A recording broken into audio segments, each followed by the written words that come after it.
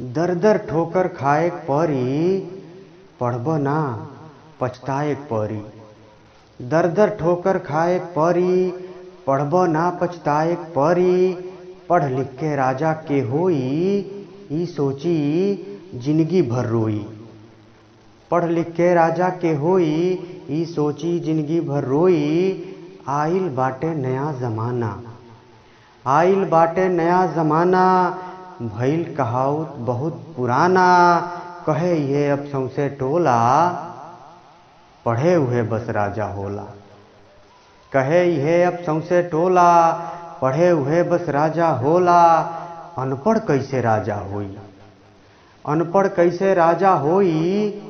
दूसरे के बस्ता जब ढोई। स्कूली में जाए बाबू, स्कूली में जाए बाबू। विद्या में बांसली काबू। विद्या के तू यार बना ल, हक वाला हथियार बना ल। विद्या के तू यार बना ल, हक वाला हथियार बना ल। आवारा के संगत छोड़, आवारा के संगत छोड़। शिक्षा से बस नाता जोड़। मनवा के नाही भटकईब, मनवा के नाही भटकईब। काहे ना नौकरी तू पैब। नौकरी का डीएम हो जइब, नौकरी का डीएम हो जइब। पढ़ब त सीएम हो जइब। पढ़ लिख के खेतियो जे करब, सबसे बेसी पैसा झरब। बिजनेस भादो कानोदारी, पढ़ी हुए बस बाजी मारी। बिजनेस भादो कानोदारी, पढ़ी हुए बस बाजी मारी। गांव नगर में इज्जत पाई, पढ़ी हुए दुनिया में छाई।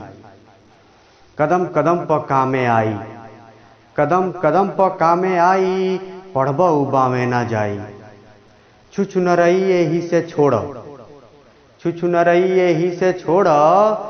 विद्या धन से नाता जोड़। गलत सलत से ध्यान हटा के, अच्छाई के पास बुला के। बाबू हो तू नाव कमा लो, बाबू हो तू नाव कमा लो। गांव नगर में धाक जमा लो। बाबू हो तू नाव कमा लो, गांव नगर में धाक जमा।